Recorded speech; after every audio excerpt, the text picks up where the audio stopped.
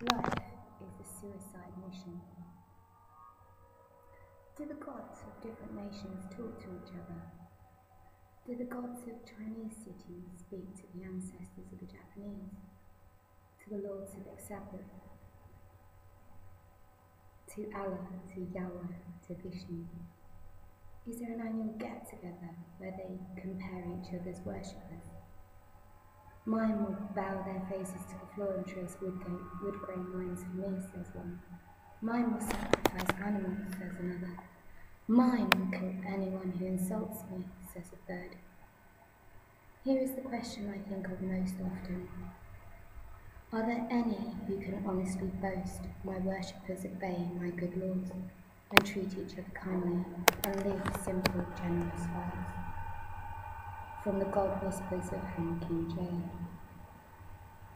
Pacifica was as widely varied a world as any other, with its temperate zones, polar ice sheets, tropical rainforests, deserts and savannas, steppes and mountains, lakes, seas, woodlands and beaches. Nor was Pacifica a young world. In more than 2,000 years of human habitation, all the niches into which humans could comfortably fit were filled. There were great cities and vast range lines, villages amid patchwork farms and research stations in the remotest locations, highest and lowest, farthest north and south. But the heart of Pacifica had always been, and remained today, the tropical islands of the ocean called Pacific, in memory of the largest sea on earth.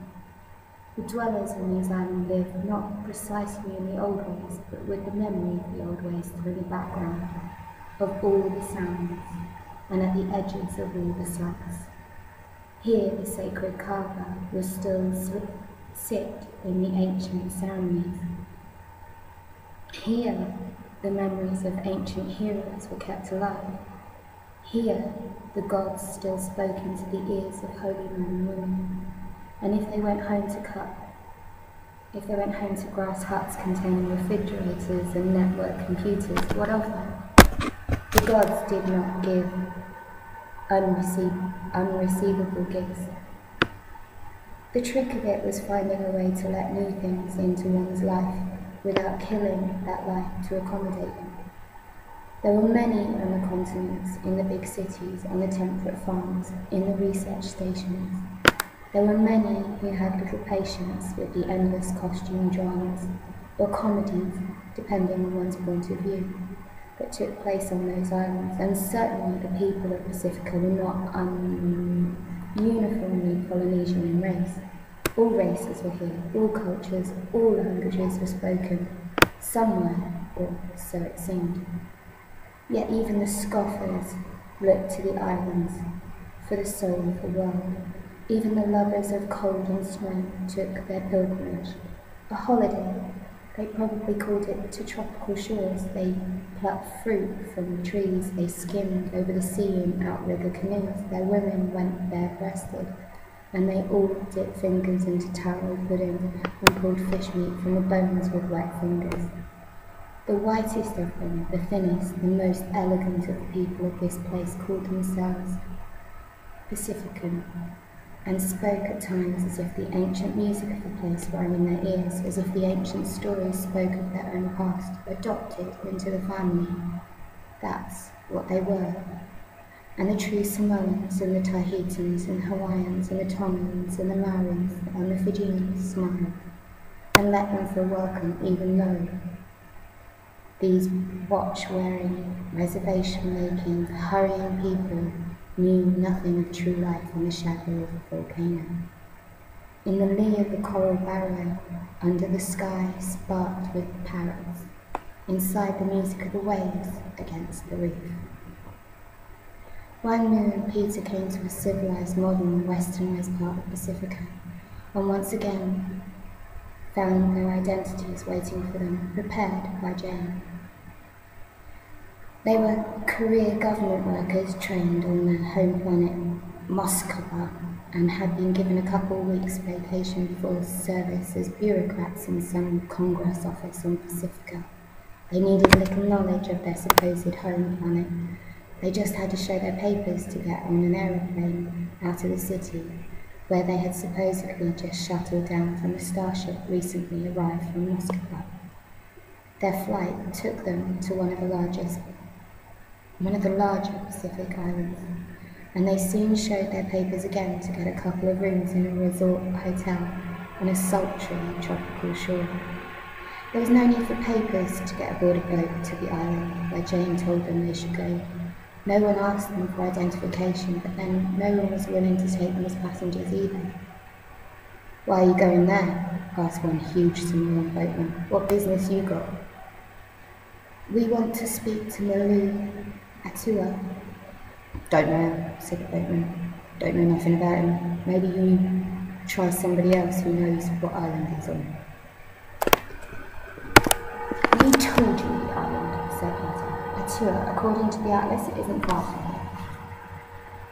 "I heard of it, but I never went there. Go ask somebody else." That's how it was, time and again. You get the idea. Papalides aren't wanted there, said Peter to Ryan, back on the porch of Peter's room. These people are so primitive, they don't just reject Raymond from names in London.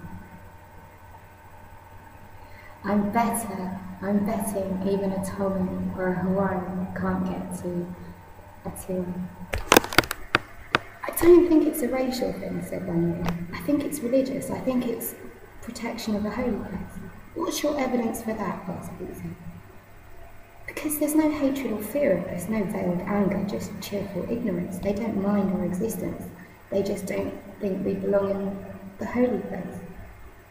You know they'd take us anywhere else."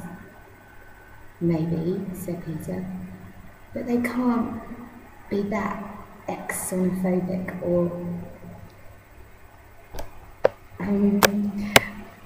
wouldn't have become good enough friends with Malu to send him a message."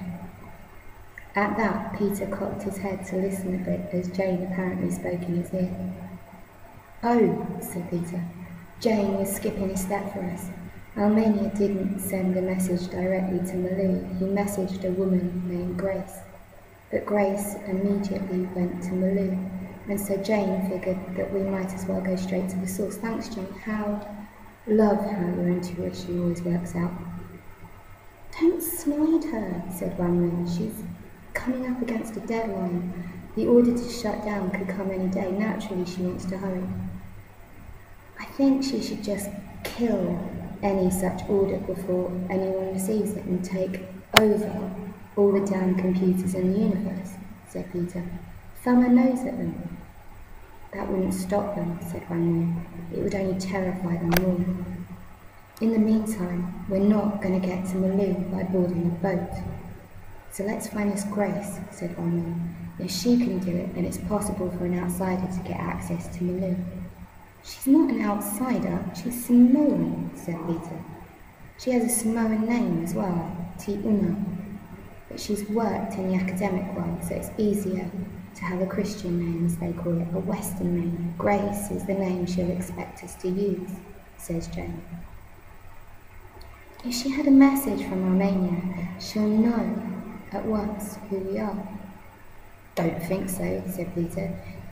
"Even if he mentioned us, how could she possibly believe that the same people could be on his world yesterday and on her world today?"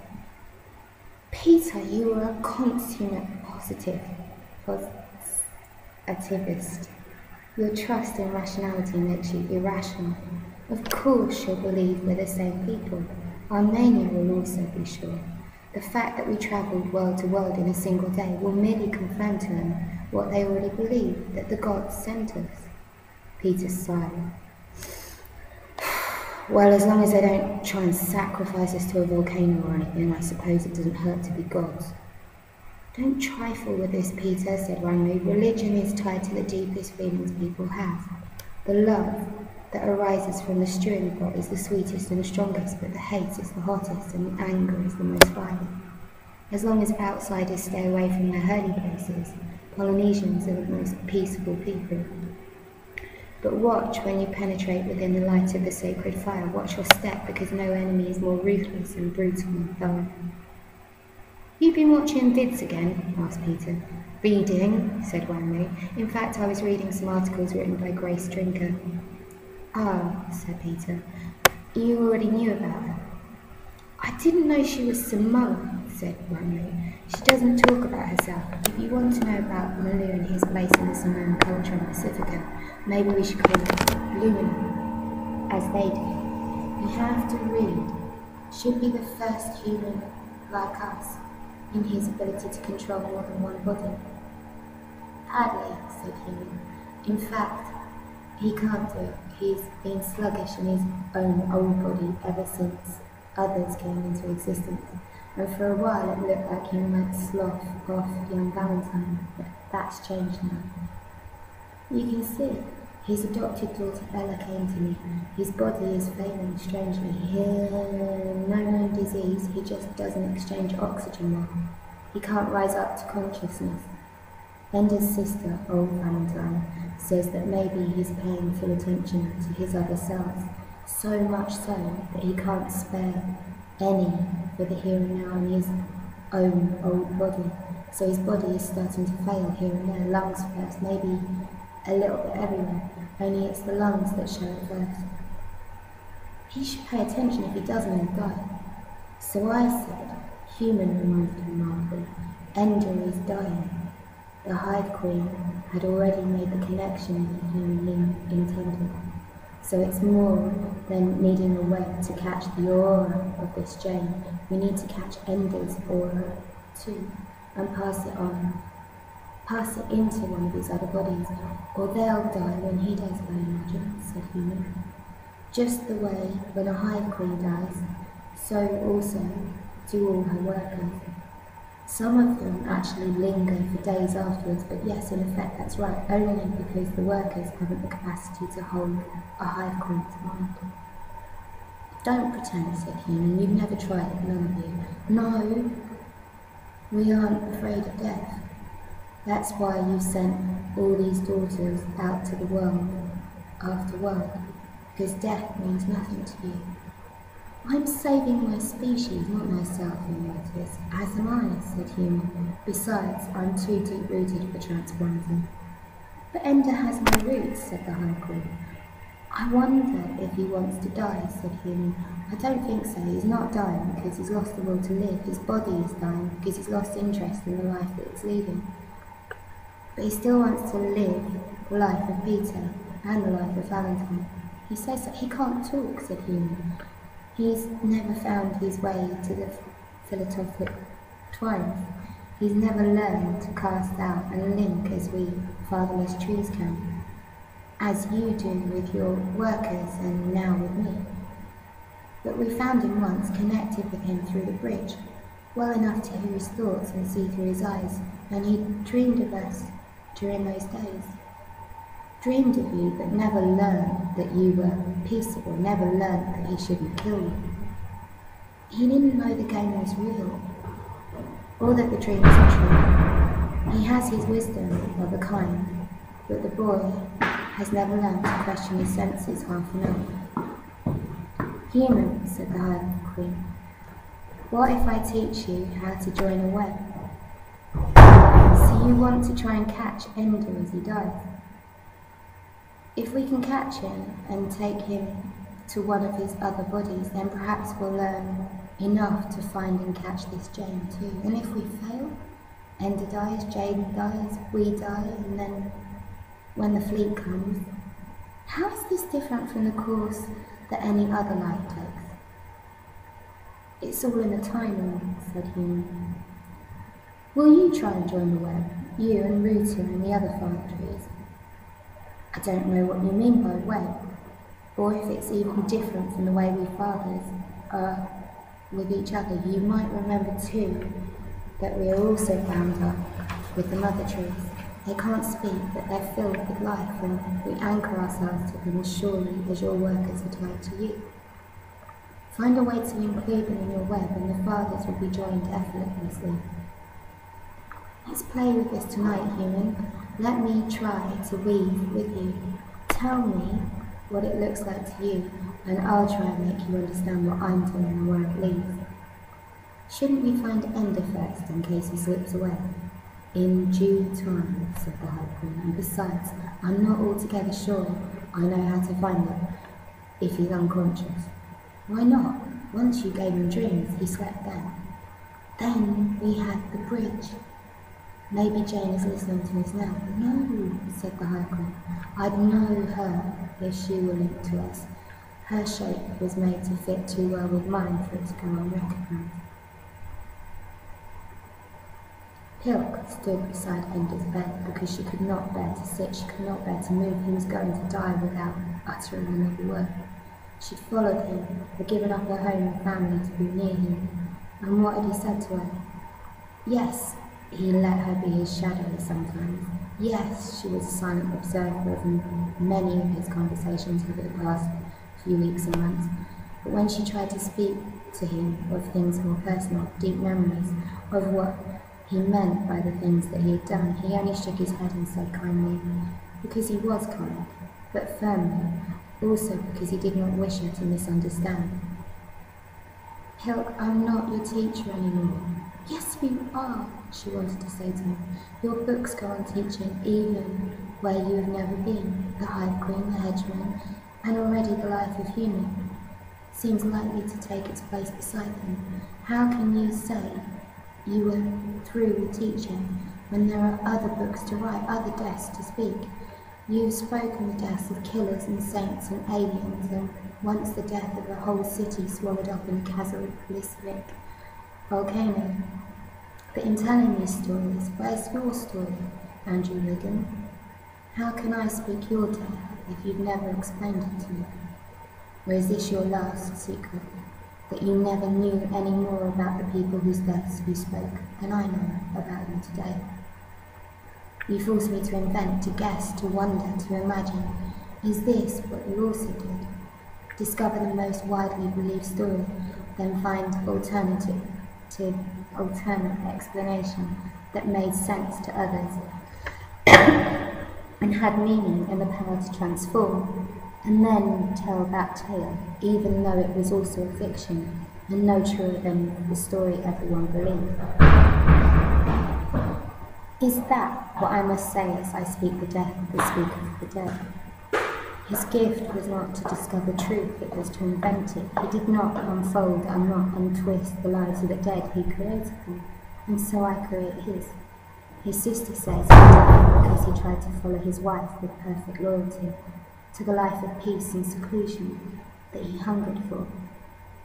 But that very piece of life killed him, for his aura was drawn into the lives of strange children that sprang, full grown, from his mind and his old body, despite all the years most likely left in it, was discarded because he hadn't time to pay enough attention to keep the thing alive. He wouldn't leave his wife or let her leave him, so he was bored to death and hurt her worse by staying with her than he ever would have done by letting her go without him. There is that burial enough, Ender. There is that burial enough, Ender. He wiped out the Hive Queens of dozens of worlds, leaving only one survivor of that great ancient people. He also brought her back to life. Does saving the last of your victims atone for having slain the others? He did not mean to do it. That is his defense, but dead is dead. And when the life is cut off in its prime, does the aura say, ah, but the child who killed me, he thought he was playing a game. So my death counts less, it weighs less? No, Ender himself would have said no. The death weighs the same, and I carry that weight on my shoulders. No one has more blood on their hands than I have, so I will speak with brutal truth of the lives of those who died without innocence, and show you that even these can be understood. But he was wrong. They can't be understood. None of them understood. Speaking for the dead is only effective because the dead are silent and can't correct our mistakes. Ender is dead and he can't correct my mistakes, so some of you will think that I haven't made any. You will think that I tell the truth about him, but the truth is that no person understands another ever. from beginning to end of life. There is no truth that can be known, only the story we imagine to be true. The story they tell us is true, the story they really believe to be true about themselves and all of their life. Pilk stood and practiced speaking desperately, hopelessly beside Ender's coffin. Though he was not yet in a coffin, he was still lying on a bed, and air was pumping through a clear mask into his mouth, and glucose solution into his veins, and he was not yet dead, just silent. "A word," she whispered, "a word from me." Ender's lips moved. Pilk should have called the others at once. Lavina, who was exhausted with weeping, she was only just outside the room, and Valentine, his sister Ella, Orlando, Gregor, Quara, 4 of his adopted children in many ways in and out of the receiving room, wanting a glimpse of him, a word, to touch his hand. If they could send word to all the other worlds, how would they mourn? The people who remembered his speakings over the 3,000 years of his journeys world to world, if they could proclaim his true identity as speaker for the dead, author of the 3 great books of speaking, and Ender again, the upside, both cells in the same frame of flesh. Oh, what shockwaves would spread through the human universe. Spread, widen, flatten, fade, like all waves, like all shocks, a note in the history books, a few biographies, visionless biographies, and a generation later encyclopedia entries, notes at the end of translations of his books. That is the stillness into which all great lives fade. His lips moved. "Peter," he whispered. He was silent again. What did this portend? He still breathed, the instruments did not change, his heart beat on, but he called to Peter. Did this mean that he longed to live the life of his child of the mind, young Peter, or in some kind of delirium was he speaking to his brother, the hedgeman, or earlier, his brother as a boy? "Peter, wait for me. Peter, did I do well? Peter, don't hurt me. Peter, I hate you. Peter, for one smile of yours I'd die or kill." What was his message? What would Pilk say about this word? She moved from beside his bed, walked to the door and opened it. "I'm sorry," she said quietly, facing a room full of people who had only rarely heard her speak, and some of whom had never heard a word from her. He spoke before I could call anyone else to hear, that he might speak again. "What did he say?" said Lavina, rising to her feet. "A name is all," said Pilk. He said Peter. "He calls for the abomination he brought back from space and not for me," said Lavina. But it was the drugs the doctor had given her. That was what spoke. That was what wept. "I think he calls for our dead brother," said old Valentine. "Lavina, do you want to come inside?" "Why?" said Lavina. "He hasn't called for me. He called for him." "He's not conscious," said Pilk. "You see, Mother," said Ella, "he isn't calling for anyone. He's just speaking out some dream. But it's something. He said something, and isn't that a good sign?" Still, Lavina refused to go into the room, so it turned out to be Valentine and Pilk and 4 of his adopted children who stood around his bed with his eyes open. "Lavina," he said. "She's grieving outside," said Valentine, drugged to the gills on the floor. "That's all right," said Ender. "What happened? I take it I'm sick." "More or less," said Ella. "Inattentive is a more exact description of the cause of your condition, as best we can tell." "You mean I had some kind of accident?" "I mean, you're apparently paying too much attention to what's going on a couple of other planets, and so your body here is on the edge of self-destruction. What I see under the microscopes are cells sluggishly trying to reconstruct breaks in their walls. You're dying by bits all over your body." "Sorry to be so much trouble," said Ender. For a moment they thought this was the beginning of the conversation, the start of a process of healing. But having said this little bit, Ender closed his eyes, and he was asleep again. The instruments unchanged from what they had said before he said a word. "Wonderful," thought Bill. "I beg him for a word, he gives it to me, and now I know less than I did before."